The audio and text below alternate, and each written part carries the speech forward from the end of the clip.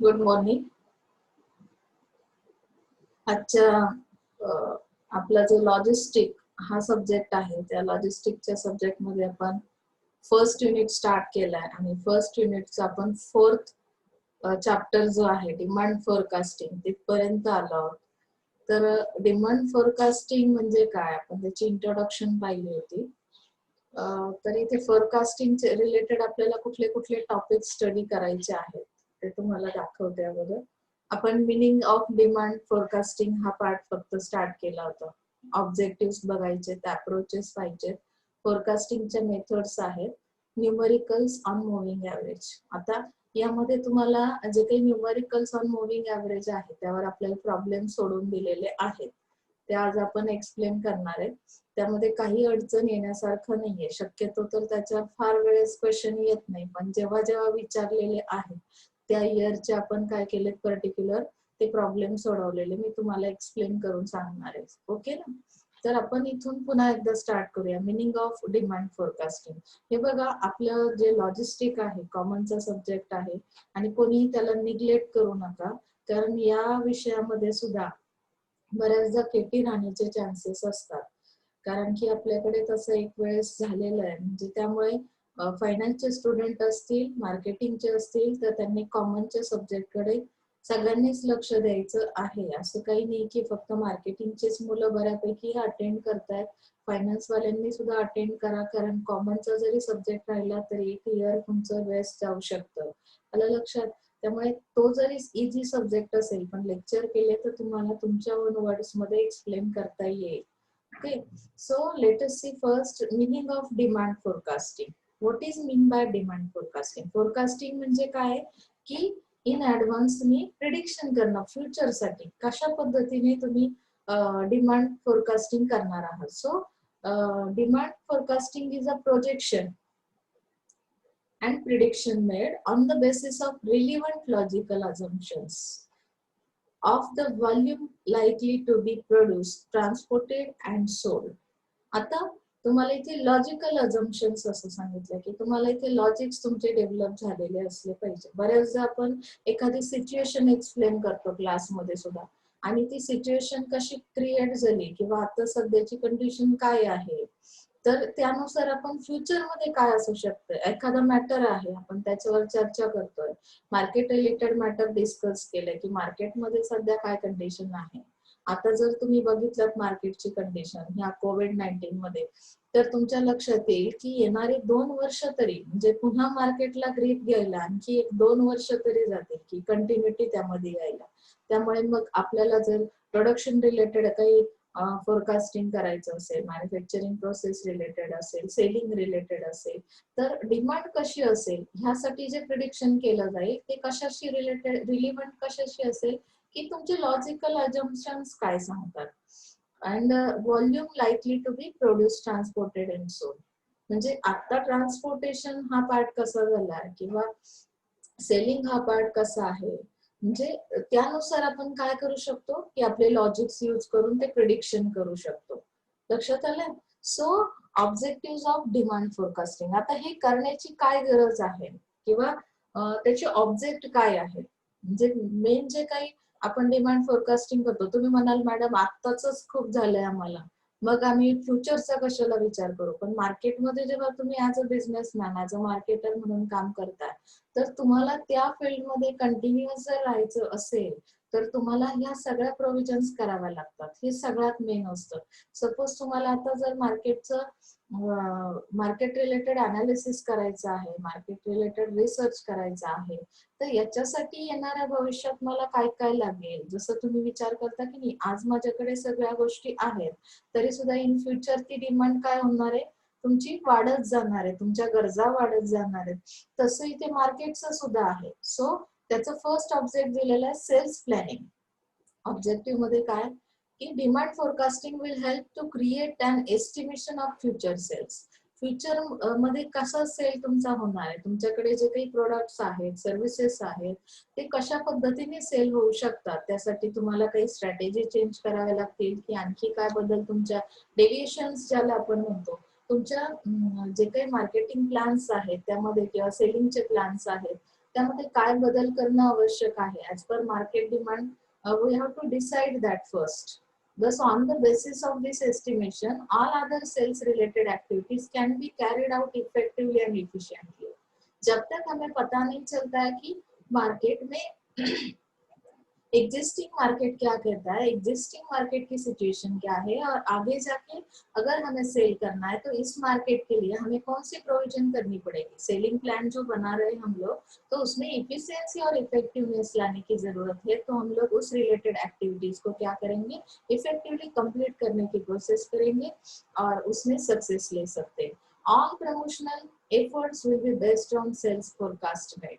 यानी कि जो भी प्रमोशंस देना है, मैंने जैसे बताया कि ऑल मार्केटिंग एक्टिविटीज जो उसमें आते हैं, या मैनेजमेंट के फंक्शंस है, या 4Ps है, उसके रिलेटेड जो भी एक्टिविटी आपको करनी है, प्रमोशनल एफर्ट्स लेने, यानी कि प्रमोशंस देने, ऑफर्स देने, स्ट्रेटेजीज चेंज करने, एडवर्टाइजिंग करना है, तो एडवर्टाइजिंग का भी मीडिया चेंज हो सकता है. अभी आप लोग ज्यादा मोबाइल से कनेक्टेड हो, सोशल मीडिया से कनेक्टेड हो, तो शायद इन फ्यूचर वो कस्टमर किसी और चीज से कनेक्टेड हो जाए, तो हमें प्रमोशंस किस तरह से देने पड़ेंगे, एडवर्टाइज किस तरह से देनी पड़ेंगी, ये सोचने के लिए हमें ऑब्जेक्टिव्स फिक्स करने पड़ेंगे sales planning related. Production planning करना पड़ेगा. ये एक मेरा ऑब्जेक्ट है कि प्रोडक्शन अगर मुझे करना है किसी चीज का, कोई भी प्रोडक्ट है, तो उसके रिलेटेड उन्होंने बताया demand forecasting will help to create an estimation of future sales. And on the basis of this estimation, all production related activities and resources can be planned. अगर मुझे आगे जाके कोई भी नया प्रोडक्ट बनाना है, तो उसके लिए जो भी रिसोर्सेस है, नेसेसरी रिसोर्सेस है, तो उसे मुझे अलोकेट करना पड़ेगा, उसकी प्रोविजन करनी पड़ेगी. उसके बाद ही वो मेरा प्लान सक्सेस हो सकता है. ओनली मैंने सेल्स का प्लान बना दिया कि इस तरह से मुझे सेल करना है, इस तरह से मुझे प्रमोशनल एफर्ट्स लेने हैं फ्यूचर के लिए, तो मुझे प्रोडक्शन भी उस तरह से, प्रोडक्शन प्रोसेस में भी चेंजेस आएंगे. प्रोडक्शन प्रोसेस में अगर मुझे किसी चीज की जरूरत है, किसी एक्टिविटी को, प्रोडक्शन एक्टिविटी को कंप्लीट करना है, तो रिसोर्सेज को अलोकेट करना ये मेरी जिम्मेदारी है. This helps to overcome the problem of under production and over production also. यानी कि यहाँ पे अगर आपको अंदाजा है, आपने प्रिडिक्शन लगाया, तो इसकी वजह से हम क्या कर सकते हैं कि जो भी कमियां हैं हमारे प्रोसेस के अंदर या एक्टिविटीज के अंदर, कभी कभी हम लोग ओवर प्रोडक्शन कर लेते, तो ओवर प्रोडक्शन अगर कर लेते हैं तो भी हम लॉस में जा सकते हैं. यहाँ पे हमें क्या करना है, मिनिमाइज करना है कॉस्ट को और मैक्सिमम आउटपुट्स लेने, यानी कि रिटर्न्स, यानी कि प्रॉफिट. ओके, सो यहाँ पे अंडर प्रोडक्शन यानी कि कम प्रोडक्शन भी नहीं करना है और ओवर प्रोडक्शन भी नहीं करना है. तो ये सब किसकी वजह से पॉसिबल होगा, अगर हमने डिमांड के बारे में जानकारी ली है, डिमांड फोरकास्टिंग के बारे में हमारे पास नॉलेज है, तो शायद ये पॉसिबल होगा. Adequate purchasing of materials. Now let's see, buying too much or too little inventory can be serious disaster. तो यहाँ पे जैसे हमने प्रोडक्शन के बारे में अंडर प्रोडक्शन और ओवर प्रोडक्शन देखा, तो यहाँ पे जो परचेस किया जाने वाला मटेरियल है, जो रॉ मटेरियल आप लोग परचेस करते हो कि प्रोडक्शन प्रोसेस में आपको यूज करेंगे, आप रिसोर्सेज का यूज करते हो, तो इन्वेंटरी में जो लिस्ट ऑफ प्रोडक्ट्स है, तो उसका भी हमें स्टॉक जो भी रखना है. बाय करते हैं हम लोग प्रोडक्ट्स, तो इन्वेंटरी की जो लिस्ट है वो टू मच स्मॉल और टू मच बिग इस तरह की नहीं होनी चाहिए. यानी कि बाइंग किस तरह का होना चाहिए, एज पर मार्केट डिमांड, तो हम लॉस में नहीं रहेंगे. By forecasting your sales you will have a better idea of how much to buy and whether it will be advisable. यानी कि आपको बाइंग की प्रोसेस के बारे में आइडिया मिलेगा और it will be advisable to add additional investment. तो आपका जो भी एक्सपेंसेस है जो यहाँ पे बचने वाले, और अगर आपने ओवर परचेसिंग कर लिया, तो शायद आप वो जो अमाउंट है वो किसी और इसमें एडिशनल इन्वेस्टमेंट नहीं कर पाएंगे. तो यहाँ पे ये सब एडिक्वेट परचेसिंग ऑफ मटेरियल ये भी पॉसिबल है डिमांड फोरकास्टिंग की वजह से. तो हम क्या करेंगे, इन्वेंटरी को प्रॉपर मेंटेन करने की कोशिश कर सकते हैं. इसमें हमारा जो भी वेस्टेज है वो अवॉइड किया जाएगा. ओके ना. So next thing is framing proper policies. Effective demand forecasting will help in framing proper policies with respect to various fields such as production, sales, purchasing, warehousing, inventory and distribution also. जैसे कि हम लोगों ने अभी तक जितने सारे process यहाँ पे पढ़े हैं, वेयर हाउसिंग की प्रोसेस क्या करती है, वेयर हाउसिंग में भी स्टॉक मटेरियल रखा जाता है, वो रॉ मटेरियल रिलेटेड भी हो सकता है, फिनिश प्रोडक्ट्स भी हो सकते हैं, इन्वेंटरी में तो प्रोडक्ट की लिस्ट रहेगी, डिस्ट्रीब्यूशन के लिए जो भी हम प्लान करते हैं डिस्ट्रीब्यूशन चैनल्स वहाँ पे यूज कर किए जाते हैं, purchasing process raw material related हो सकती है, सेल्स के लिए कुछ प्लान्स बनाए जाते हैं। अभी इसमें अगर आप देख सकते हैं कि सेल्स का तो प्लान बहुत बढ़िया रहता है, अगर मार्केटिंग के स्टूडेंट है तो उनको पता है कि सेल्स डिस्ट्रीब्यूशन जो हमने एसडीएम पढ़ा है तो कितने सारे स्ट्रक्चर्स है, कितने सारे प्लान है, कितने सारे डिस्ट्रीब्यूशन के चैनल्स है, तो वो सब प्रोविजन करने के लिए हमें क्या होगा कि एडिक्वेट नॉलेज प्रोवाइड किया जाएगा इस डिमांड फोरकास्टिंग के through. Because of that we have to regulate proper policies in market. Is that clear? So next is enables to make a sound plans. जो भी हमारे प्लान्स है that in that plans you write a sound plan. Sound plan मतलब क्या है कि बहुत बार बहुत ज्यादा चीजें ऐसी रहती है कि जो रियलिस्टिक नहीं रहती, तो हमें अनरियलिस्टिक ऐसी कोई चीज नहीं करनी है, तो हमें रियलिस्टिक पे क्या करना है, फोकस करना है, यानी कि जो भी प्लान बनाया जाएगा तो सही में हमें वो रिलायबल इंफॉर्मेशन होनी चाहिए। रिलायबल इंफॉर्मेशन की वजह से हम पास्ट और प्रेजेंट के बारे में जानकारी ले सकते हैं कि इस मार्केट में पास्ट की कंडीशन क्या थी, एग्जिस्टिंग कंडीशन क्या है, और फ्यूचर के बारे में हम लोग डिजाइन क्या कर सकते हैं, प्लान को डिजाइन कर सकते हैं, साउंड प्लान हो सकते हैं। वो साउंड प्लान क्यों कहा गया है, क्योंकि हमने उसके रिलेटेड रिलायबल इंफॉर्मेशन पहले कलेक्ट की। रिलायबल इंफॉर्मेशन यानी ट्रू इंफॉर्मेशन कि इस मार्केट के बारे में जो भी एनालिसिस है वो कर दिया, पास्ट में जो था जी जो कंडीशन थी वो भी हमने स्टडी की, करंट का भी सिचुएशन जो है वो हमने स्टडी किया, और उसके बाद फ्यूचर के बारे में हमने प्रेडिक्शन कर लिया। That means it is a sound plans. Is that clear? Okay, so next point is objective. Objective point is reducing inventory cost. तो ऑब्वियसली यहाँ पे आप इन्वेंटरी की कॉस्ट रिड्यूस कर रहे हैं कि एज पर डिमांड हम लोग क्या कर रहे हैं, प्रोविजन कर रहे हैं, तो यहाँ पे हमारा टाइम सॉरी जो कॉस्ट है वो क्या होगी, रिड्यूस की जाएगी इन्वेंटरी की cost. By having right amount of inventory your company will be able to save on inventory cost. Okay, next thing is reducing warehousing cost. Warehousing की भी कॉस्ट यहाँ पे क्या की जाएगी, रिड्यूस की जाएगी। बहुत इजी है, देखो आपको समझ में आएगा कि अगर मैं वेल प्लान कर रही हूँ, वेल मैनेजमेंट कर रही हूँ, वेल एनालिसिस करने के बाद मैंने ये प्रिडिक्शन किया है, और उसके थ्रू ये प्रिडिक्शन के थ्रू मैं क्या कर रही हूँ कि ये जो मार्केटिंग का प्लान है या इन्वेंटरी है या वेयर हाउसिंग है उसका मैं क्या कर रही हूँ, मेंटेन रखने की कोशिश कर रही हूँ, तो शायद पॉसिबल यहाँ पे हर चीज की कॉस्ट रिड्यूस की जाएगी और मैं प्रॉफिट में रहूंगी as a marketer. Is that clear? Tracking overall performance, इसमें क्या दिया है देखो, every business firm needs to assess its performance. This involves identification of areas where it performs well and where it meets the mark. And demand forecasting helps to compare actual demand with firms' expectations and helps to keep a check. यानी कि ऐसा मैंने जैसे बताया कि unrealistic कोई चीज नहीं करनी है। हम लोग ओवर कॉन्फिडेंस में अगर कोई चीज कर लेते विदाउट इंफॉर्मेशन तो शायद पॉसिबल यहाँ पे हमारा लॉस हो सकता है। हमारा परफॉर्मेंस अगर अच्छा होना चाहिए ऐसा आपको लग रहा है मार्केट में, तो आपको ये डिमांड फोरकास्टिंग किस तरह से हेल्प करता है कि आप कंपेयर करो एक्चुअल डिमांड क्या है मार्केट की और फर्म्स एक्सपेक्टेशन कितने हैं। फर्म्स तो चाहती है 100% डिमांड हो, और एक्चुअली अगर हम देखते हैं तो 50% ही डिमांड है। तो हमें इस तरह से एरिया को डिफाइन करने के लिए क्या होगा, आइडेंटिफाई एरियाज, मतलब यहाँ पे हम लोग एरिया को आइडेंटिफाई करेंगे कि कौन से एरिया में हमारा परफॉर्मेंस बेस्ट हो सकता है। उस हिसाब से हम फ्यूचर के बारे में प्रेडिक्शन कर लेंगे कि एक्चुअली अभी इस एरिया में तो हमें सक्सेस नहीं मिल रहा, तो कौन से एरिया से ज्यादा डिमांड है और फ्यूचर में कौन से एरिया ग्रोथ स्टेज पे जा सकता है, मैच्योरिटी स्टेज पे जा सकता है, इसका हम क्या कर सकते हैं, कंक्लूजन निकाल सकते हैं और प्रेडिक्शन इसके थ्रू डिमांड फोरकास्टिंग के थ्रू कर सकते हैं। Is that clear? Effective labour management कर सकते हैं। अगर लेबर्स कितने चाहिए, अभी यहाँ पे नंबर ऑफ वर्कर्स क्या करते काम करते कंपनी में, आपको पता है कि demand forecasting also helps in labor management also. It estimates number of workers required and plans its training program. अगर हमें पता चलता है कि फ्यूचर में हमें कुछ वर्कर्स को बढ़ाना चाहिए, आज तो हमारे पास जितने अभी 100 वर्कर्स अगर आपके अंदर काम कर रहे हैं ऑर्गेनाइजेशन के अंदर, तो आपको क्या करना है कि अगर फ्यूचर में मुझे जरूरत पड़े, मेरी डिमांड बढ़ सकती है, ऐसा मैं प्रेडिक्शन कर रही हूँ डिमांड फोरकास्टिंग के थ्रू, तो मुझे क्या करना होगा कि जितने भी ज्यादा वर्कर्स मैं अपॉइंट करूंगी उनको भी ट्रेनिंग देना, ये ट्रेनिंग का जो प्रोग्राम है वो अरेंज कर लूंगी, तो शायद फ्यूचर में मुझे कोई प्रॉब्लम या कोई दिक्कत नहीं हो सकती। Is that clear? तो लेबर मैनेजमेंट भी यहाँ पे हो सकता है। Now let's see the approaches to forecasting. किस तरह का आपका अप्रोच होगा फोरकास्टिंग करते वक्त? हम लोग किस तरह से, अभी अगर मुझे मार्केट का एनालिसिस करना है, कौन से एरिया से मुझे डिमांड ज्यादा है, कौन से एरिया में कम है, ये अगर मुझे आइडेंटिफाई करना है, तो first you have to see this diagram.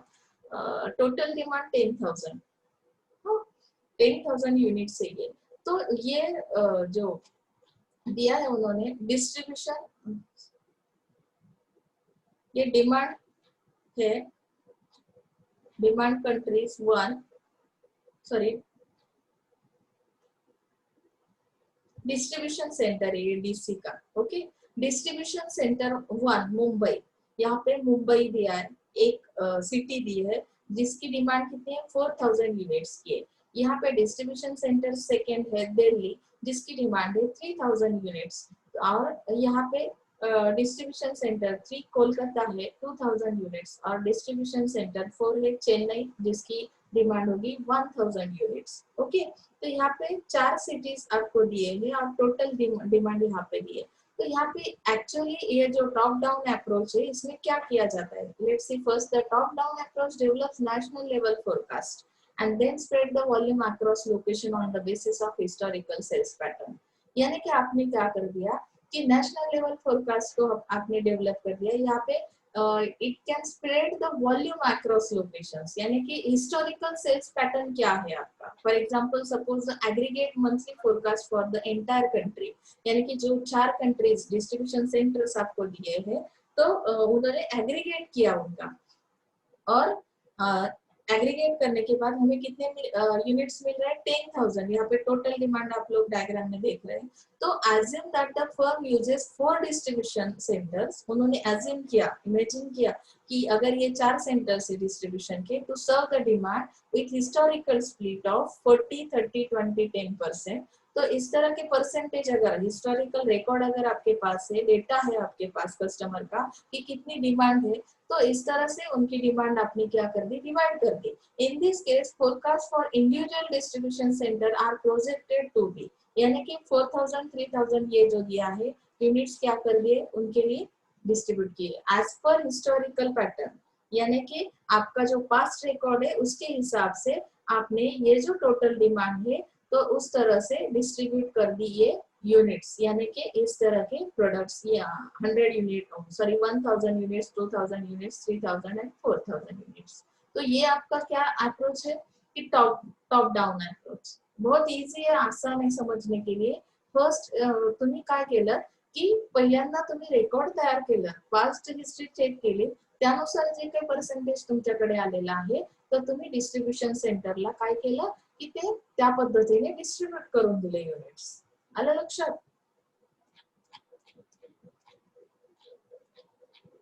Next आहे bottom up approach. Bottom up approach मध्ये काय केलंय बघा, एरोज बघा तुम्ही, अगोदरचे एरोज होते ते या सेंटर पासून इकडे आलेले होते, आता जो एरो दिलेला आहे या सेंटर कडून टोटल कडे आलेले आहेत, बरोबर? म्हणजे हा कुठला अप्रोच आहे तुमचा, बॉटम अप, म्हणजे बॉटम करून तुम्ही अपला जाताय। On the other hand the bottom up approach is decentralise, यहाँ पे डिसेंट्रलाइजेशन है, यानी कि since each distribution centre forecast is develop independently, तो अभी यहाँ पे उन्होंने बताया कि ये जो डिस्ट्रीब्यूशन सेंटर से उन्होंने एक एक सेंटर का क्या किया है कि रिकॉर्ड बनाया है, इंडिपेंडेंटली फोरकास्टिंग किया है कि उनको उनको फ्यूचर में कितनी डिमांड हो सकती है। As a result each forecast can more accurately track and consider demand fluctuations within specific markets. तो यहाँ पे जो 4 मार्केट्स आपको दिख रहे हैं, तो इसमें कितना डिफरेंस है, कितनी फ्लक्चुएशन है डिमांड में। जैसे आप देख सकते हैं मुंबई में अगर 3,000 यूनिट की डिमांड है तो 2,000 यूनिट की डिमांड दिल्ली में है, कोलकाता में तो 2,000 यूनिट है और चेन्नई की 4,000 है। तो मैक्सिमम और मिनिमम कितने फ्लक्चुएशन है उसके हिसाब से आपने क्या कर दिया कि टोटल, यानी कि यहाँ पे जो भी फ्लक्चुएशन है स्पेसिफिक मार्केट के तो हमने बॉटम अप अप्रोच में क्या किया, bottom up approach requires more detail record keeping. Example दिया है, इन bottom up approach each distribution center will forecast its demand individually and addition of these individual demands will give overall corporate demand। यानी कि उन्होंने क्या किया कि उस area के बारे में डिमांड जो है वो स्टडी की, उनके जो फ्लक्चुएशंस है यूनिट्स में वो स्टडी किए, और उनका एडिशन करके उन्होंने टोटल कारपोरेट की डिमांड कितनी है फ्यूचर में वो निकाला। यानी कि पहले हमने यहाँ पे हमारे टोटल डिमांड कैलकुलेट की थी टॉप डाउन अप्रोच में, और फिर उसके बाद एरिया वाइज हमने क्या कर दिया था, परसेंटेज निकाले पास्ट पैटर्न देख के, पास्ट रिकॉर्ड देख के, और उन्हें डिस्ट्रीब्यूट कर दिया था उस यूनिट को। लेकिन अभी बॉटम अप अप्रोच में पहले एरिया कंसिडर कर लेते, एज्यूम कर लेते, एरिया की पास्ट हिस्ट्री देखी जाती है, उनकी जो डिमांड है वो स्टडी की जाएगी, उनके फ्लक्चुएशंस देखे जाएंगे, और बाद में उनका एडिशन करके हम लोग कारपोरेट डिमांड निकालेंगे। तो ये रहा आपका bottom up approach. Is that clear? Now let's see forecasting methods. Techniques है कुछ। फोरकास्टिंग टेक्निक्स क्या कहते हैं? It can be divided into two categories, qualitative forecasting method और quantitative forecasting method. Now let's see first qualitative forecasting methods. अभी quality related हमें कुछ forecasting करना है, तो that quality methods are judgmental methods where expert opinion is used to make the forecast। जैसे कि हमने डेल्फी टेक्निक भी स्टडी किया ना, वो वापस इसमें भी है आपको कंज्यूमर सर्वे मेथड है कि किस तरह से हम सर्वे करेंगे, किस तरह से एक्सपर्ट्स के ओपिनियन देंगे। तो क्वालिटेटिव फोरकास्टिंग मेथड में फर्स्टली उन्होंने बताया कि इट कैन बी जजमेंटल। कौन जजमेंट करेगा इसका कि कितना आगे फ्यूचर में कितनी डिमांड रहेगी, ये किस तरह से हम जजमेंट करेंगे? जजमेंट कौन कर सकता है आप बोलो? जजमेंट करने के लिए आपके पास कुछ ना कुछ एक्सपीरियंस होना जरूरी है, उस एरिया रिलेटेड एक्सपर्ट आप होना जरूरी है। एक्सपर्ट कब बनते हैं कि आपका क्वालिफिकेशन है इसके लिए आप एक्सपर्ट बन गए, नहीं, आपने प्रैक्टिकली कितने दिन का एक्सपीरियंस लिया है, मार्केट रिलेटेड नॉलेज कितना है आपका, उस हिसाब से हम जजमेंट रख सकते हैं। तो यहाँ पे भी ये जजमेंटल मेथड है क्वालिटेटिव फोरकास्टिंग मेथड, और यहाँ पे एक्सपर्ट्स के ओपिनियन लिए जाएंगे and it is used to make the forecast. This method is useful when past data is unavailable। तो क्वालिटेटिव मेथड कब अप्लाई की जाती है ये भी जरूरी है ध्यान में रखना, कि हमने जैसे देखा कि फोरकास्टिंग के लिए तो हम लोग पास्ट का रिकॉर्ड देखते हैं, अभी करंट का मार्केट देखते हैं और बाद में फ्यूचर प्रिडिक्शन करते हैं। तो क्वालिटेटिव मेथड जो है इसमें अगर पास्ट डेटा आपके पास अवेलेबल नहीं है, that is unavailable, at that time you have to use expert opinions। It is the ideal for situations where no historical data is available, and however qualitative methods are time consuming। Okay, so let's see qualitative techniques involve following methods। तो अभी कौन कौन से methods उन्होंने दिए qualitative techniques में? अगर हम लोग एक्सपर्ट्स के ओपिनियन ले रहे क्वालिटेटिव में, तो यहाँ पे jury of executive methods. Under this method आपको ज्यूरी ये कांसेप्ट पता है, ये वर्ड सुना है कभी? आप तो ये शोज देखते हो ना टीवी पे, तो उसमें ज्यूरी कहा जाता है जो आपको मार्किंग देता है या रिजल्ट्स बताता है, जो बैठा रहता है सामने कुर्सी पे और आप लोग परफॉर्मेंस करते हो स्टेज पे, तो that is called jury. Jury मतलब क्या है? Opinions of small groups of high level executives are taken in relation to the future demand. High level executives कौन है? कि जो हायर पर्सनालिटीज है, हायर अथॉरिटीज है, तो उनका एक ग्रुप रहेगा और उनके कुछ जो ओपिनियंस है वो लिए जाएंगे, और वो हायर अथॉरिटीज कौन से टॉपिक रिलेटेड रहेंगे। तो हमारा सब्जेक्ट क्या है, हम लोग किस चीज के बारे में अभी स्टडी कर रहे हैं? तो हम लोग लॉजिस्टिक का स्टडी कर रहे हैं या मार्केट रिलेटेड स्टडी कर रहे हैं, मार्केट में किस तरह से डिमांड होगी किसी प्रोडक्ट के लिए, सर्विस के लिए, तो उसी एरिया रिलेटेड वो एग्जीक्यूटिव्स का होना जरूरी है। आपने मेडिकल के एग्जीक्यूटिव्स लिए, इंजीनियरिंग के लिए चलेगा क्या? उनको तो नॉलेज नहीं रहेगा ना। तो ये बात यहाँ पे ध्यान में रखने की, जो भी एग्जीक्यूटिव है, जो भी एक्सपर्ट्स है, तो वो उस सब्जेक्ट रिलेटेड होना बहुत जरूरी है। The opinions provided by such executives are then used to estimate the demand in future। और जो भी एग्जीक्यूटिव्स के ओपिनियंस आएंगे तो उस तरह से हम क्या करेंगे कि फ्यूचर में कितनी डिमांड होगी ये हम डिसाइड कर लेंगे। ओके, ज्यूरी मेथड समझ में आई? यहाँ पे हाई लेवल एग्जीक्यूटिव्स है और group of high level executives that are provided some opinions and to estimate the demand in future. Okay, now let's see second method, qualitative technique कौन सा है? तो consumer survey method. Under this method, efforts are being made to collect information from consumer about their purchasing plans in the near future. यानी कि यहाँ पे कुछ customer related information collect की जाएगी कि उनका परचेसिंग प्लान किस तरह का है, कि इन फ्यूचर वो किस तरह के प्रोडक्ट्स को लाइक करेंगे या किस तरह के नीड्स उनके रहेंगे या वो किस तरह के एक्सपेक्टेशंस मार्केट से रखते हैं। जैसे कि आप लोगों को मैं बार बार ये एग्जांपल क्यों देती हूँ, क्योंकि आप लोग उसमें आपका एक्सपीरियंस है। जैसे कि आप अगर 4G यूज कर रहे हैं तो आप लोग ऑब्वियसली ये सोचोगे कि मुझे आगे जाके फ्यूचर में 5G की भी मेरी डिमांड हो सकती है। तो this is the one of the most direct approach to demand forecasting. इसके लिए हम लोग क्या करेंगे कि इंफॉर्मेशन कस्टमर रिलेटेड कलेक्ट की जाएगी, उनके फ्यूचर रिलेटेड परचेसिंग प्लान के बारे में हम जानकारी लेंगे और उसके बाद हम डिमांड फोरकास्टिंग करेंगे। ये कंज्यूमर सर्वे मेथड है। Is that clear? Now let's see the third method is assessment by salesperson. Now under this method, the sales representative gives the estimate of expected sales of his or her territory area. A thorough review is done of this estimate so as to ensure whether they are realistic or not, and later they are combined to arrive at a forecast. यानी कि यहाँ पे क्या किया जाएगा कि जो finally हम लोग सोचते हैं ना कि डायरेक्ट कांटेक्ट किसका आता है कस्टमर के साथ, जो सेल्स पर्सन है, तो सेल्स पर्सन क्या करेंगे या सेल्स रिप्रेजेंटेटिव क्या करेंगे कि उनकी एरिया में जो एरिया उनके लिए एलोकेट किया है, जैसे हमने सेल्स एंड डिस्ट्रीब्यूशन में देखा ना, जो हमारा सब्जेक्ट है मार्केटिंग का, तो उसमें हमने देखा कि पर्टिकुलर एक सेल्स पर्सन एक एरिया के लिए अपॉइंट किया जाएगा और वहां पे कितना सेल होता है उनके एरिया में, टेरिटोरी में। तो हमने देखा कि वो उनके हिसाब से कुछ एस्टिमेट बनाया जाएगा।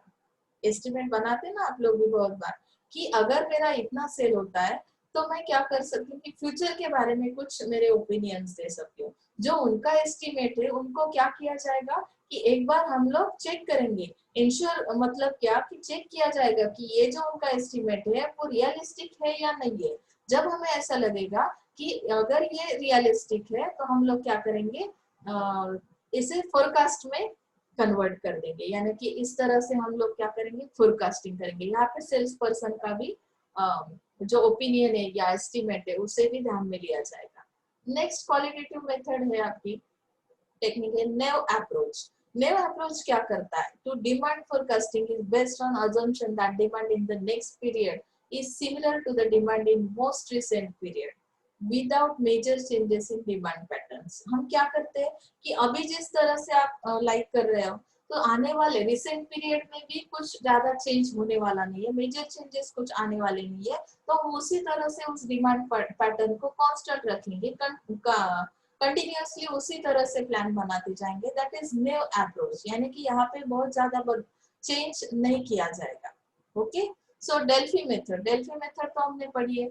डेल्फी मेथड में क्या आता है कि कुछ फोरकास्टिंग के लिए एक्सपर्ट्स का पैनल बनाया जाता है। पैनल यानी कि पैनल पे कितने मेंबर्स है, ये वर्ड तो हम कब सुनते हैं जब हमारे इलेक्शन पीरियड रहता है ना, कि कितने लोगों का पैनल बना है, तो उसमें से कोण उमेदवार म्हणजे कोण इथे उभं राहणार आहे इलेक्शनसाठी किंवा त्या सीटसाठी।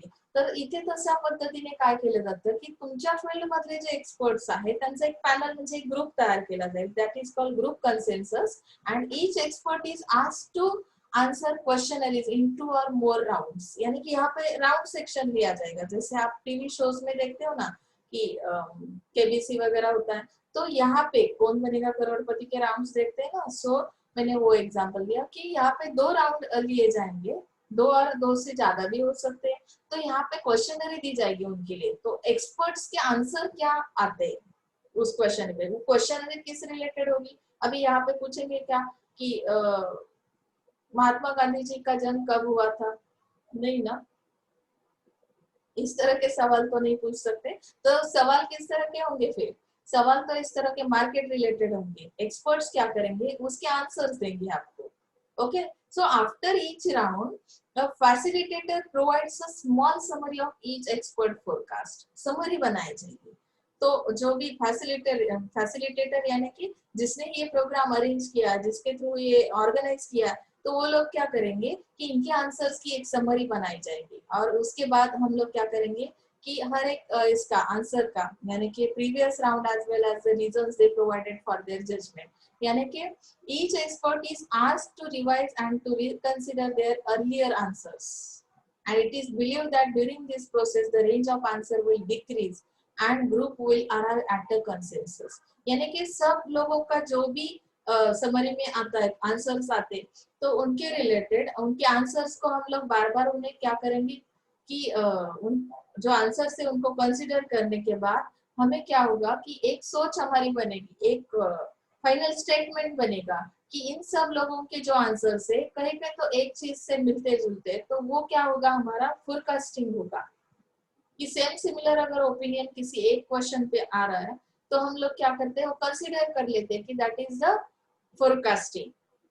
So it is believed that during this process the range of answer will decrease and group will arrive at a consensus। The process is stopped after predefined stop criteria and the criteria may be number of rounds achievement of consensus। यानी कि जो 2 round लिए जाएंगे at that time they are not met with each other, म्हणजे ते experts जे आहेत panel experts जे आहेत ते एकमेकांशी भेटणार नाहीयेत, त्यांना आपण काय करणार आहोत इंडिव्हिज्युअली एक एक म्हणजे जे काही 2 राउंडचे क्वेश्चन्स आहेत ते देणार आहोत।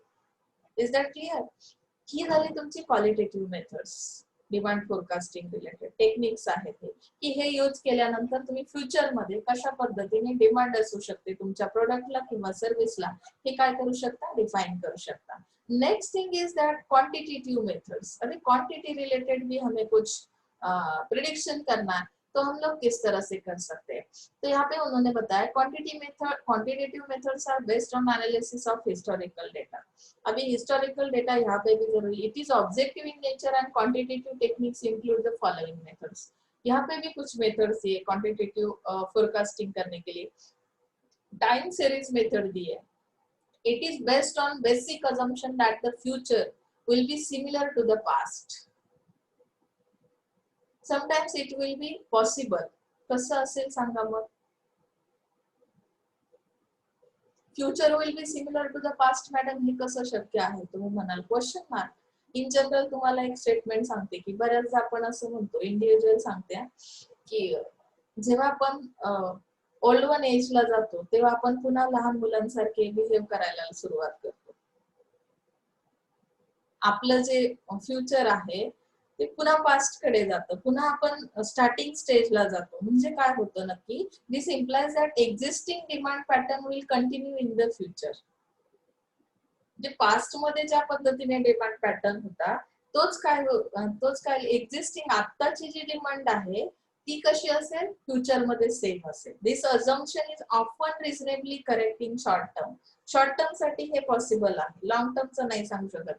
सपोज पुढच्या 6 महिन्यामध्ये म्हणजे जसं आता ज्या प्रोडक्टला डिमांड करताय तुम्ही तोच पुढच्या 6 महिन्यामध्ये चालू शकतो, म्हणजे शॉर्ट टर्म पुढच्या 6 मंथ साठी मी हे टाइम सिरीज मेथड यूज करू शकते। But I want to forecast above 5 years या 2 years, तो मुझे क्या करना पड़ेगा कि ये मेथड उसके लिए करेक्ट नहीं है, तो हम आगे और भी मेथड्स देखने वाले। सो these techniques are most appropriate for short range forecasting and when the rate of growth or the trend changes significantly, growth rate यहाँ पे चेंज हो रही है और ट्रेंड भी चेंज हो रहा है, द डिमांड पैटर्न एक्सपीरियंसेस और टर्निंग पॉइंट, यानी कि यहाँ पे डिमांड का टर्निंग पॉइंट हो सकता है। ग्रोथ रेट चेंज होना यानी कि आपका प्रोडक्ट लाइफ साइकिल तो आपने फर्स्ट ईयर से स्टडी किए, तो ग्रोथ रेट में चेंज होना और उसे इंक्रीज होना, तो ये क्या कहता है कि ये मैच्योरिटी स्टेज पे जाने वाला है।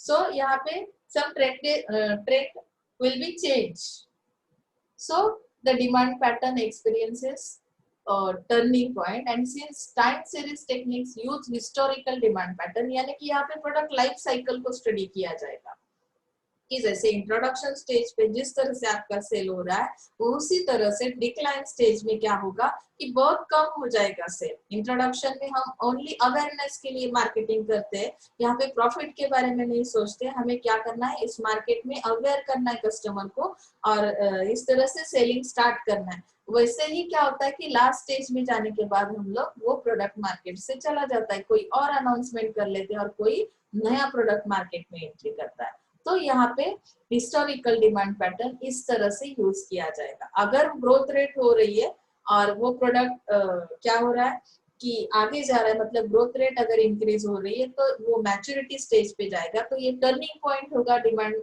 पैटर्न में और एक्सपीरियंसिंग पॉइंट रहेगा। और उसके बाद वापस हिस्ट्री में आएंगे हम हिस्टोरिकल डिमांड पैटर्न में। एक बार स्टेबल हो गया मैच्योरिटी स्टेज पे, कंटिन्यूसली कुछ साल तक वो सेल होता जाएगा सेम सिमिलर कंडीशन में, लेकिन उसके बाद एक स्टेज ऐसी आएगी कि हिस्टोरिकल डिमांड पैटर्न वापस यहाँ पे आएगा, टाइम सीरीज डेटा है, तो क्या होगा कि वो डिक्लाइन पे जाएगा। That is the sensitive to turning point. Okay, time series method includes what things, काय आहे याच्यामध्ये? टाइम सिरीज मेथड मध्ये मुव्हिंग ऍव्हरेज आहे। आता आपल्याला डिमांडच्या बाबतीत आपण जो काही चढ उतार होतोय तो बघितला, त्यावर आपल्याला काही प्रॉब्लेम सॉल्व्ह करायचे आहेत। जेव्हा जर तुम्हाला अगोदरचा थेरी पार्ट समजला असेल ना, तर ऑटोमॅटिकली हे प्रॉब्लेम्स इझिली तुम्ही समजून घेऊ शकता।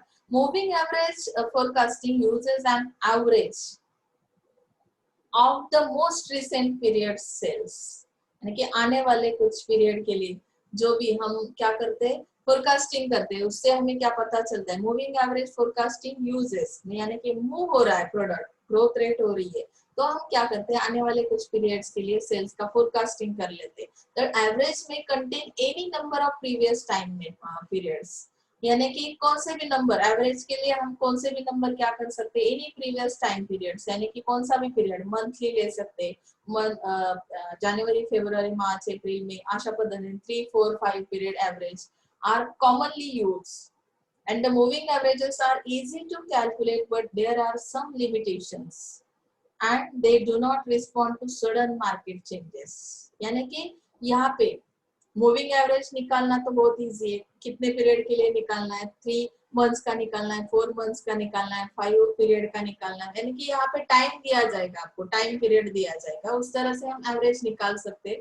लेकिन एवरेज निकालने के बाद उन्होंने एक चीज और मेंशन की है, they do not respond to sudden market changes, इसकी वजह से रिस्पॉन्ड नहीं दे सकते हम मार्केट चेंजेस को। तो moreover large amount of historical data must be mention and updated to calculate forecast. तो हिस्टोरिकल डेटा जो है, तो पास्ट रिकॉर्ड्स हम लोग देते हैं ना, कि उसकी वजह से हम क्या कर सकते हैं, रिसेंट पीरियड का 3 4 5 का अगर दिया डेटा, तो हमें एवरेज निकालना इतना आसान नहीं होगा। लेकिन हमारे पास बहुत सारे हिस्टोरिकल डेटा अवेलेबल है और उसके थ्रू हमें अगर 3 4 5 का क्या निकालना है, मूविंग एवरेज निकालना है, तो ये पॉसिबल है और इसे हम इजीली कैलकुलेट कर सकते हैं। सो let's C examples. 3 period moving average example कैसे आता है, मतलब कि एग्जाम के लिए ये एग्जांपल आगे भी है डिटेल्स में, जो एग्जाम में आए हुए जो प्रॉब्लम्स है, तो उसे भी हम सॉल्व करने वाले हैं। अभी एग्जैक्टली मूविंग एवरेज किस तरह से निकाला है, देखो कि उन्होंने 3 पीरियड मूविंग एवरेज का एग्जांपल दिया है। टाइम पीरियड कितना है, 3 पीरियड मूविंग एवरेज, ये ध्यान में रखना है। प्रॉब्लम एग्जैक्टली क्या है, फर्स्टली रीड करो। मंथ्स दिए जनवरी फरवरी मार्च अप्रैल, टाइम पीरियड कौन सा दिया है, जनवरी फरवरी मार्च अप्रैल, यानी 4 मंथ्स दिए। 3 पीरियड का मुझे मूविंग एवरेज निकालना है और एक्चुअल डिमांड कितनी है, जनवरी की दी है, फरवरी, यानी ये पास्ट हिस्ट्री है, हिस्टोरिकल डेटा मेरे पास अवेलेबल है कि एक्चुअल जनवरी में कितना डिमांड, मतलब मेरे प्रोडक्ट की डिमांड कितनी थी, 100 प्रोडक्ट्स की, फरवरी में 250 की थी और मार्च में 310 की थी। तो मुझे अभी 3 पीरियड मूविंग एवरेज निकालना है। तो मुझे अप्रैल का अगर फोरकास्टिंग निकालना है, तो मुझे जो पास्ट 3 मंथ्स है, तो उनका रिकॉर्ड मेरे पास, पास्ट हिस्ट्री मेरे पास अवेलेबल है। तो इसका यूज करके मुझे क्या है कि ये मूविंग एवरेज निकालना है। तो मुझे क्या करना पड़ेगा कि जो पास्ट 3 पीरियड मूविंग एवरेज निकालना है, तो इनको जनवरी का कितना दिया है, देखो 100, इसमें प्लस क्या करना है, फरवरी का 250 प्लस 3 110, इन तीनों को मुझे क्या करना है, एडिशन करनी है इनकी। क्यों, क्योंकि मुझे 3 पीरियड मूविंग एवरेज निकालना है। और 3 पीरियड्स की एक्चुअल डिमांड को मुझे क्या करना पड़ेगा, एडिशन करनी पड़ेगी उनकी और डिवाइडेड बाय 3 करना पड़ेगा, क्योंकि मुझे कैलकुलेट क्या करना है, 3 पीरियड मूविंग एवरेज कैलकुलेट करना है। इस तरह से मैं कौन सा फोरकास्ट करूंगी कि अप्रैल मंथ के लिए कितनी डिमांड हो सकती है फोरकास्टिंग में, यानी फ्यूचर में, तो उसका मैं फोरकास्टिंग कर सकती हूँ। तो forecasting of April, let's see, कर्सरवर लक्ष ठेवा म्हणजे तुमच्या लक्षात येईल, forecast April is equal to, तो एवरेज इसी तरह से निकाला जाता है कि जितने सारे आपको एवरेज निकालने के लिए ये अमाउंट दी जाती है उसे प्लस किया जाता है और 3 पीरियड का इसके लिए 3 से हम डिवाइड करेंगे और ये कैलकुलेशन जो आएगा आपका, इसका जो भी आंसर है 220 रहेगा। तो ये आप कैलकुलेटर से कर सकते हैं। यहाँ पे तो मेरे हाथ में अभी चॉक डस्टर नहीं है, यहाँ पे मैं नहीं कर सकती। सो ये आपको समझ में आएगा, बहुत इजी है। इसकी एडिशन कितनी आएगी फिर, 350 प्लस 360 660, 660 को अगर 3 से डिवाइड करते तो 220 आपका क्या होगा, फोरकास्टिंग होगा। इतना आपको डिमांड करेगा, मतलब कि फ्यूचर में आपकी अप्रैल में डिमांड कितनी होगी, जनवरी में इतनी है, इसमें इतनी है, फरवरी में, मार्च में इतनी है। तो 3 पीरियड मूविंग एवरेज निकालने के बाद मुझे अप्रैल का फोरकास्टिंग मिलता है 220। किस तरह से आया, समझ में आया? समझेगा ही, आपके पास ये नोट्स भी रहेंगे, मैं लिंक सब इसके सेंड करने वाली हूँ। ओके, 4 पीरियड मूविंग एवरेज, अभी 4 पीरियड निकालना है तो 4 मंथ्स का मेरे पास क्या है, एक्चुअल डिमांड कितना था, ये मेरे पास डेटा अवेलेबल है, ये दिया जाता है प्रॉब्लम में, तो हमें कुछ दिक्कत नहीं होती है। फोरकास्टिंग अगर मई का निकालना है तो ऑब्वियसली 4 पीरियड मूविंग एवरेज है, इसको हम क्या करेंगे, 4 मंथ का जो भी डेटा हमारे पास अवेलेबल है, you have to add that 4 quantities and divide by 4 and आपका आंसर है फोरकास्टिंग का मई का कितना था, आपको डिमांड कितनी रहेगी मई में, 250 की।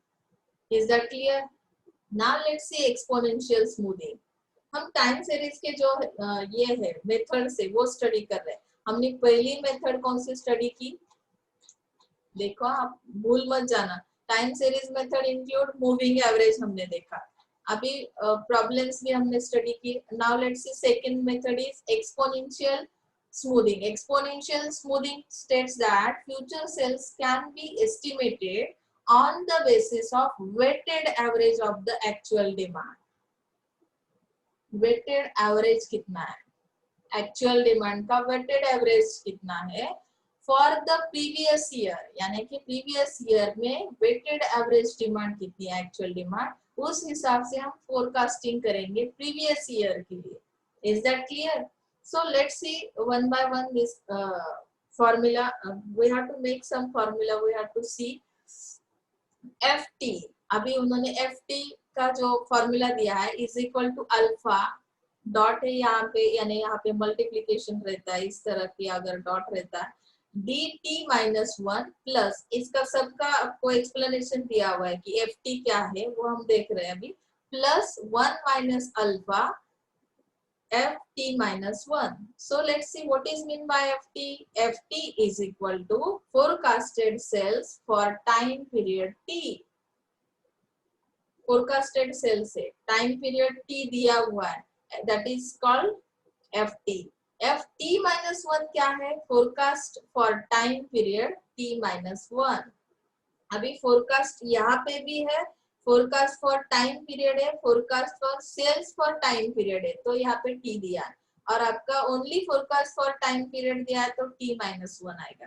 डी टी माइनस 1 क्या है, it is the actual demand for time period, actually demand कितनी है उस टाइम पीरियड के लिए, that is mention here T minus 1, so it is called D T minus 1। Alpha is smoothing constant, alpha बहुत बार constant रहता है। अभी हम उसका एक एग्जांपल देखते हैं, उससे आपको समझ में आएगा इस क्वांटिटीज को किस तरह से हमें उस फॉर्मूला में डालने के बाद वेटेड मूविंग एवरेज आता है।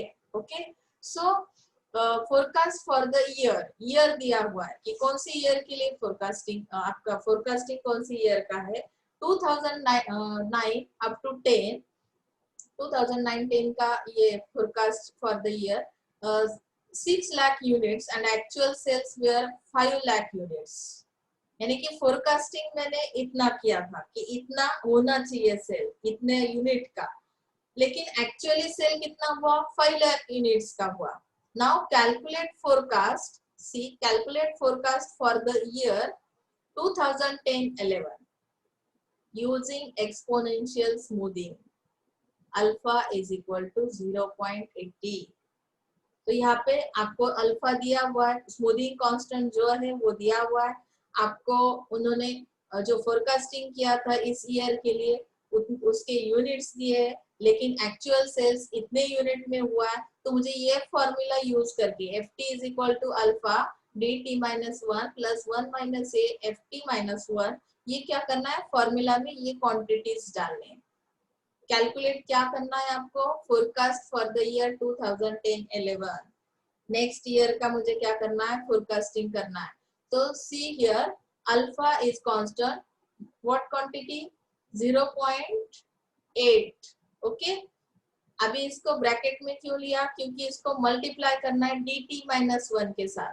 सो we have to multiply here 0.8 multiply by 5 lakh. 5 lakh कौन सी क्वांटिटी है, एक्चुअल सेल से। देखो यहाँ पे actual demand for time period t minus one. So read here in problem actual sales were 5 lakh units. Let's see dt minus 1 is 5 lakh. So plus formula क्या कह रहा है, plus 1 minus again alpha's quantity is 0.8। अभी bracket है यहाँ पे, तो bracket के बाद क्या आता है, इन दोनों के बीच क्या आता है, मल्टीप्लीकेशन आता है। ओके ना। सो एफ टी माइनस की वैल्यू कितनी है, एफ टी माइनस वन क्या है, ये forecast for time period. Time period कौन सा था, 2009-10 का। वहां पे फोरकास्टिंग कितना किया था, 6 लाख यूनिट्स का। तो वो एफ टी माइनस वन की क्या है, वैल्यू हमें यहाँ पे लेनी है। ओके, समझ में आ रहा है। आप बार बार अगर देखोगे तो आपको ओनली क्या करना है कि एक्चुअल सेल्स डिमांड कितनी है, एक्चुअल डिमांड कितनी है dt माइनस वन, और टाइम पीरियड कौन सा है, 2009-10 का है। तो वहां पे कितना आपका सेल हुआ है, 6 लाख यूनिट्स का हुआ है, that is called F T minus one. वो आपको क्या करना है, फॉर्मूला में आपके वैल्यूज डालने। सिंपल है बहुत। उसके बाद क्या है कि आपको इन दोनों ब्रैकेट में जो वैल्यूज आपने लिए हैं 0.8 मल्टीप्लाई बाय 5 लाख, तो आप ये करके देख सकते हैं। प्लस करना है 1 माइनस 0.8, जो भी वैल्यू आपकी यहाँ पे आएगी उसे मल्टीप्लाई किया जाएगा 6 लाख से। इन दोनों वैल्यूज को एडिशन करनी है। अभी इसकी वैल्यू आई 4 लाख प्लस 12 लाख, सॉरी 1,20,000, और ये 4 लाख है। तो इसको अगर एडिशन की तो हमारा एफ टी यानी क्या रहता है, forecasted sales for time period T, यानी कि हमें कौन सी फोरकास्टिंग करनी थी, 2010-11 की फोरकास्टिंग निकालनी थी। सो कितनी आई वो 5,20,000 यूनिट्स हमारे फोरकास्टिंग ईयर कौन सा आया, 2010, जो प्रॉब्लम में आपको पूछा था। इसका फोरकास्टिंग हमने निकाला इतने यूनिट्स का। समझ में आ रहा है ना, बहुत सिंपल है, बहुत ही बहुत। अगर नहीं समझ रहा है तो आप वापस मुझे कॉल करके भी पूछ सकते हैं। Is that clear now. Time series के हिसाब से जो मेथड है, third method extended smoothing. Extended smoothing में क्या किया जाता है, the basic model can be extended to include trend. जो भी हमारा बेसिक मॉडल है ना, तो उसमें हम क्या इंक्लूड करेंगे, जैसे आप यहाँ पे देख सकते हो, देखो ये फॉर्मूला दिया है, extended smoothing is equal to basic model plus trend plus seasonality। तो इस तरह से हमें क्या करना है, इसकी एडिशन करने के बाद हम एक्सटेंडेड स्मूथिंग निकाल सकते हैं। Extended smoothing calculation is similar to that of basic smoothing model except that there are 3 components and 3 smoothing constants to represent base, trend and seasonal components। समझ में आ रहा है। इस तरह का अगर यहाँ इसमें प्रॉब्लम्स नहीं आते एक्सटेंडेड स्मूथिंग में। ओनली आपको ध्यान में रखना है कि एक्सटेंडेड स्मूथिंग निकालने के लिए आपको ये फॉर्मूला ध्यान में रखना है कि ये किस तरह से निकाला जाता है। इसमें बेसिक मॉडल के साथ हमें ऐड करना पड़ता है ट्रेंड को, कि मार्केट का ट्रेंड क्या है। मार्केट तो बहुत फैशनेबल हो गया है, मार्केट का ट्रेंड क्या है कि कुछ नया चाहिए, उसके लिए सीजन कौन सा चल रहा है, सीजन के हिसाब से वो ट्रेंड क्या है वो भी स्टडी करना पड़ेगा। और इससे हमारा एक्सटेंडेड स्मूथिंग मेथड बन गए। अभी कैजुअल टेक्निक्स है कुछ, फर्स्ट इसमें टाइम सीरीज में हमने कुछ मेथड्स देखे। Now let's see causal techniques. They are based on hypothesis that future demand of a product depends on the past और current values of some variables.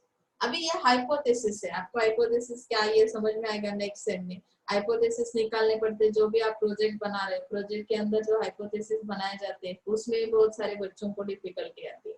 तो hypothesis बनाते वक्त हमें पॉसिबिलिटीज निकालने पड़ते हैं। पॉसिबिलिटीज यानी जो भी मेरा टॉपिक है, मेरा जो भी सब्जेक्ट है, उसमें फ्यूचर में किस तरह की प्रोविजन यानी कि कंडीशन क्या हो सकती है, फ्यूचर में मेरे रिजल्ट्स क्या आएंगे। ये प्रोजेक्ट में बना रही हूँ तो प्रोजेक्ट की पॉसिबिलिटीज क्या कहते हैं कि आफ्टर रिसर्च इसकी कंडीशन क्या होगी, एक तो ये कंडीशन होगी, एक तो ये पॉसिबिलिटी होगी या नहीं होगी। इस तरह से हम हाइपोथेसिस बनाते। तो future demand of product depends on the past and current values of some variables.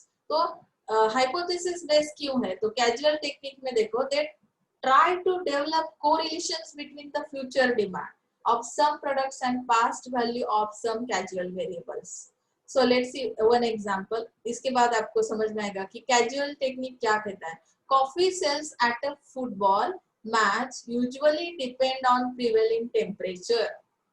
Lower temperature will increase the sales. यानी lower temperature यानी कि cold season में क्या होता है, यहाँ पे सेल होता है। Lower temperature will increase the sales if it is possible to establish good relationship between the two variable. अभी यहाँ पे वेरिएबल्स कितने हैं, टू वेरिएबल्स है। कॉफी सेल होती है, लेकिन फर्स्ट वेरिएबल क्या है कि फुटबॉल मैच के दौरान जो टेम्परेचर दिया है, एक मैच का इवेंट दिया है और एक दूसरा टेम्परेचर। एक वेरिएबल है आपकी मैच और एक वेरिएबल है आपका जो टेम्परेचर दिया हुआ है कि लोअर टेम्परेचर में सेल्स इंक्रीज होता है। तो इन दोनों वेरिएबल्स के रिलेशनशिप को देखने के बाद that is coffee sale and temperature and the information can be used for predicting requirements. यानी कि आपको जो अगर इस तरह की इंफॉर्मेशन आपके पास है, आपके पास दो वेरिएबल्स है, तो दो वेरिएबल्स को लेके हम कुछ एस्टिमेट बनाएंगे और फ्यूचर रिलेटेड कुछ प्रेडिक्शन करेंगे। दैट मीन्स डिमांड को हम लोग यहाँ पे क्या करेंगे, एक्सप्रेस करेंगे कि फ्यूचर में कितनी डिमांड हो सकती है। कॉफी अगर इस दो वेरिएबल के थ्रू, इस दो वेरिएबल के गुड रिलेशनशिप होने की वजह से क्या हो रही है, सेल हो रही है अभी करंट प्रिवेलिंग जो कंडीशन है, तो आगे जाके फ्यूचर में किस तरह से वो सेल हो सकता है। समझ में आ रहा है ना, कैजुअली किस तरह का अप्रोच है। Now let's see last topic, our numericals on moving average. Very interesting examples are given. So determine the trend for the following data using. Let's see one example. जो आए ना अक्टूबर या मार्च में, तो वो एग्जाम्पल्स में लूंगी आपके। ये भी आप लोग देख सकते हैं, इसमें भी कोई दिक्कत नहीं है, लेकिन फिर भी मैं फर्स्टली वो एक्सप्लेन करूंगी आपको किस तरह के एग्जाम्पल्स आएंगे। यहाँ पे भी मूविंग एवरेज निकालना है, कहीं कहीं पे आपको ये जो अभी सेकेंड प्रॉब्लम क्या है देखते हैं हम लोग। From the following information calculate 4 period moving average. Moving average कितने पीरियड का निकालना है, 4 पीरियड का निकालना है। Also calculate forecast for 2016। Now हमें क्या करना है, इस तरह का प्रॉब्लम में एक कॉलम दिया जाएगा जिसके अंदर उन्होंने ईयर्स दिए है। 4 पीरियड मूविंग एवरेज निकालना है, क्वेश्चन वो है। इंफॉर्मेशन किस तरह की दी है, ईयर्स दिए 2009 अप टू 2015 और फोरकास्ट किस ईयर के लिए करना है, हमें 2016 का निकालना है। तो हमें यहाँ पे सेल्स इन इस तरह से सेल कितना हो रहा है उसकी भी वैल्यूज दिए हुए हैं कि 2009 में कितनी डिमांड थी, 2010 में कितनी थी, इस तरह से सेल कितना हुआ, तो उसके भी वैल्यूज दिए हैं प्रॉब्लम में। तो अभी हमारा रोल क्या है, 2016 के लिए, यानी 2015 का डेटा तो मेरे पास अवेलेबल है 5 डेटा। उसके बाद मुझे 4 पीरियड्स मूविंग एवरेज निकालना है। तो यहाँ पे सॉल्यूशन में आप लोग क्या करोगे कि firstly you have to write first column years, last का हमें निकालना है, 2016 भी इसमें ऐड कर दो। सेल्स जो भी जितना हुआ ये भी डेटा आपको प्रॉब्लम में दिया है। Now let's C 4 period moving average, जो क्वेश्चन हमारे लिए प्रॉब्लम में पूछा गया है, तो वो कॉलम यहाँ पे बनाना है। और मुझे क्या करना है कि before this 2016 year, let's see the take this 2015 sales 235, okay,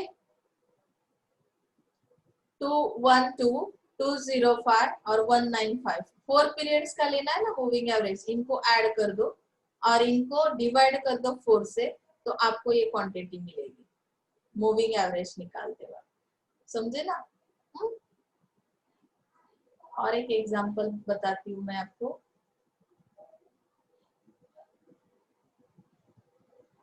उसको मैंने टिक करके लिया है, सो मैं इसके लिए ढूंढ रही हूँ, आप लोग वेट करो थोड़ा। जो प्रॉब्लम्स आए अभी तक एग्जाम में, तो वो हम पहले सॉल्व करके लेंगे। हाँ, let's see this example. For the following data, calculate a 3 period and 5 period moving average. Forecast demand for the 11 months. Year period दिया है कि month, first month, second month, third month, ये प्रॉब्लम में दिया जाता है आपको। ये अक्टूबर 2016 में आया हुआ प्रॉब्लम है, सो हम लोग ये सॉल्व कर रहे हैं। The 3 period, calculate 3 period and 5 period moving average. यहाँ पे मूविंग एवरेज 2 पीरियड के लिए निकालना है। और forecast demand for the 11 month, अभी 11 मंथ के लिए हमें क्या करना है कि डिमांड कितनी रहेगी वो भी निकालना है। तो सॉल्यूशन किस तरह से लिया जाएगा, यहाँ पे demand in units, her month की डिमांड भी दी है उन्होंने, और 10 मंथ की दी है, 11 मंथ की क्या करनी है हमें निकालनी है। Okay, so let's see, you have to write first period, first to second जो प्रॉब्लम में दिया है up to 11। Okay, second column किसका होगा, डिमांड इन यूनिट्स, जो प्रॉब्लम में दिया हुआ है वो लिख कर लो। ओके, यहाँ तक आए, 11 का निकालना है तो ब्लैंक रखो। 3 मंथ्स मूविंग एवरेज निकालना है, बराबर। तो 3 मंथ्स का मूविंग एवरेज निकालते वक्त और 5 मंथ्स का मूविंग एवरेज निकालते वक्त फर्स्ट 3 कॉलम को हम ब्लैंक रखेंगे। क्यों? क्योंकि इन तीनों वैल्यूज को ऐड करके 3 से डिवाइड करके हम लोग क्या करेंगे, ये फोर्थ मंथ का फोरकास्टिंग निकालेंगे। उसके बाद हम लोग क्या करेंगे, अगर 5 मंथ्स मूविंग एवरेज निकालना है तो टेक दिस फर्स्ट 5 वैल्यूज, यानी 5 मंथ्स के जो भी वैल्यूज है डिमांड इन यूनिट से, तो उसे ऐड करना है, उसे डिवाइड करना है 5 से, और हमें क्या निकालनी है, यहाँ की डिमांड निकालनी। 6 मंथ का मूविंग एवरेज निकाला जाता है, सॉरी यहाँ पे 5th मंथ का। तो इस तरह से हम लोग क्या करेंगे, ये प्रॉब्लम सॉल्व करेंगे। उसके बाद आपको दिया है 8 नंबर का प्रॉब्लम। अभी इसमें थोड़ा अलग है तो उसको देखना बहुत जरूरी है। देखो, इसको मैंने टिक किया 8 नंबर का, अप्रैल 2019 में पूछा गया है ये। From the following data calculate 3 period weighted moving average. Weighted moving average निकालना है यहाँ पे। तो from 4th month to 8th month with weights as 3 to 1, weights दिए हुए, मूविंग वेटेड मूविंग एवरेज निकालना है तो वेट्स की वैल्यू दी जाती है 3 to 1, उन्होंने दिया है 3 पीरियड्स के लिए। The largest weight is being assign, यानी कि यहाँ पे जो भी वेट्स दिए हुए है ना उन्होंने, तो लार्जेस्ट वेट को हमें क्या करना है, कंसीडर करना है और उसे प्रॉब्लम में लेना है। Is being assign to most recent period and current demand value. Okay, so period कौन सा दिया है, 8 मंथ का दिया है, डिमांड इन यूनिट्स दी है, और हमें 8 मंथ की क्या करनी है, निकालनी है। यहाँ पे देख सकते हैं 4th month to 8th month weighted moving average निकालना है। तो किस तरह से निकाला जाएगा, 4 to 8 हमें निकालना है। तो 3 to 1 क्या है, वेट आपको वैल्यूज दिए हैं एग्जाम में, एग्जाम्पल में, सी वेट्स एज 3 to 1। तो अभी 4 to 8 की जो भी हमें मूविंग एवरेज निकालना, वेटेड मूविंग एवरेज, तो किस तरह से निकाला जाएगा। ये दो कॉलम तो प्रॉब्लम में दिए है आपको, बराबर। 4th कॉलम अभी 4th से लेके हमें 8 तक निकालना है, तो first 3 values are given, which values 190, यहाँ से लेना है, स्टार्ट यहाँ से करना है। हम इसको एडिशन करते हैं ना, तो एडिशन करते वक्त हमें ओनली एक चीज यहाँ पे डिफरेंस दिया है, क्या कि सिंपल मूविंग एवरेज जो निकाला जाता है उसमें हमें वेट नहीं दिया जाता, क्योंकि वेट वेटेड मूविंग एवरेज निकालते वक्त 3 to 1 ये अगर वैल्यूज आपको दिए है तो इससे आपको क्या करना है, इसे इस वैल्यूज को पहले मल्टीप्लाई करके लेना है, उसके बाद एडिशन प्लस 190 मल्टीप्लाई बाय 3, क्योंकि वेटेड एवरेज आपको प्रॉब्लम में दिया है 3 to 1, तो multiply by 3 plus let's see plus 180 multiply by weighted average 2, next दिया है 160 मल्टीप्लाई बाय 1, ये 3 to 1 वेटेड एवरेज दिए, तो एडिशन करते वक्त तीनों की 190 180 160 की एडिशन करते वक्त पहले इसको मल्टीप्लाई करके लेना है, उसके बाद हमें क्या करना है, इस 3 to 1 को डिवाइड करने के बाद हम लोग जैसे 3 पीरियड मूविंग एवरेज जब निकालना था तो हम 3 से क्या करते थे, डिवाइड करते थे, लेकिन वेटेड मूविंग एवरेज निकालते वक्त हमें क्या करना है, 3 to 1 को ऐड करना है, तो उसकी एडिशन कितनी आई, 6 आई, और इसका जो कैलकुलेशन आया 1090। तो इस तरह से हमें क्या मिला, इसका आंसर 182, ये क्या है, 3 पीरियड WMA। समझे, इसका आंसर उन्होंने यहाँ पे दिया है। इस तरह से हमें क्या करना है कि 4 पीरियड का निकाला आपने पहले 3 क्वांटिटीज को लेके, ओके, फर्स्ट 3 वैल्यूज को लेके, अभी 5th का निकालना है, तो 5th का निकालते वक्त पहले जो यहाँ से स्टार्ट किया 2 1 10 से, तो 5th का निकालते वक्त ये 4 क्वांटिटीज हमें क्या करने लेने, 3 to 1 से मल्टीप्लाई करना है, इसको वापस ऐड करना है डिवाइड करने के बाद, और यहाँ से हमें ये आंसर मिलेगा। ओके, समझ में आ रहा है, और इस तरह से आंसर्स आपको मिलते हैं, और इस तरह से 8 तक हम जाएंगे कि बिफोर अभी 6 का निकालना है, तो 230 से लेके यहाँ तक हमने क्या कर दिया कि 6 का निकालते हो 190 तक, 1 2 3 3 3 हमने क्या लिए यहाँ पे 3 पीरियड वेटेड मूविंग एवरेज दिए ना, तो इसके लिए 3 वैल्यूज हमने लिए, समझे ना। अभी इसका निकालना है, तो बिफोर 3 वैल्यूज आर गिवन 230 210 190, ये 3 वैल्यूज लिए, मल्टीप्लाई किया वेटेड एवरेज से 3 to 1, और 3 to 1 को वापस ऐड कर दिया डिवाइड करते वक्त, और इसकी वैल्यू ये आई, समझे ना। इस तरह से प्रॉब्लम्स है आपको सॉल्व करने। इसके बाद ये ट्रांसपोर्टिंग सॉरी जो हमारा 4th चैप्टर था फर्स्ट यूनिट का, यहाँ पे हमारा पूरा हुआ डिमांड फोरकास्टिंग। उसके पीछे जो क्वेश्चनरी दिए, ऑब्जेक्टिव क्वेश्चन है, मल्टीपल चॉइस क्वेश्चन है, आंसर इन 1 सेंटेंस है, मैच द फॉलोइंग है, और answer the following question, 2 broad questions दिए। ये असाइनमेंट आपको कंप्लीट करनी है फर्स्ट यूनिट की। फर्स्ट यूनिट आज हमारा पूरा हुआ। प्रॉब्लम में अगर कोई भी प्रॉब्लम है, कोई भी दिक्कत है, तो आप फ्रीली मुझे पूछ सकते हैं। ओनली ये ध्यान में रखना है, मूविंग एवरेज प्लेन अगर निकालना है तो जो वैल्यूज दिए हैं उसे ऐड करके हमें जितने पीरियड का, मतलब 3 पीरियड का है तो 3 से डिवाइड करना है, 4 का दिया है तो 4 से डिवाइड करना है, और वेटेड मूविंग एवरेज निकालते वक्त जितने पीरियड का, 3 पीरियड का अगर निकालना है तो 3 क्वांटिटीज बिफोर, जो भी अभी 4 का निकालना है तो पहले जो 3 क्वांटिटीज वैल्यूज दिए है उसे ऐड करना है, उसे ऐड करते वक्त क्या करना है कि जो भी वेटेड एवरेज दिया है 3 to 1 जो हमारे एग्जाम्पल में दिया था उससे मल्टीप्लाई करके वापस डिवाइड करते वक्त उसे ऐड करना है, और हमारी जो भी वेटेड मूविंग एवरेज है वो हमारा आंसर रहेगा। Is that clear? So thank you so much. Next lecture को हम सेकेंड यूनिट स्टार्ट करेंगे।